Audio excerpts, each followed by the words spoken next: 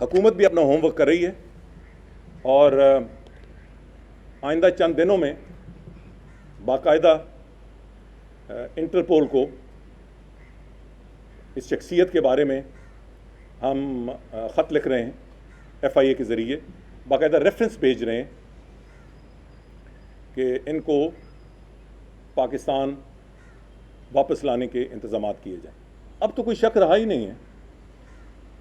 जो कुछ मोदी साहब ने कहा बलूचिस्तान के बारे में, किधर कश्मीर और किधर बलूचिस्तान, मगर उसके बाद बरामदा भुगती के बारे में जो उनके ख्यालात और ये जो प्रपोज़ल या जो उनकी तरफ से इनविटेशन आया, इससे तो बात रोज़े रोशन की तरह यहाँ होनी चाहिए कि इस दहशत गर्दी के पीछे किसका हाथ है। मेरे ख्यालात तो आप सब आगाह हैं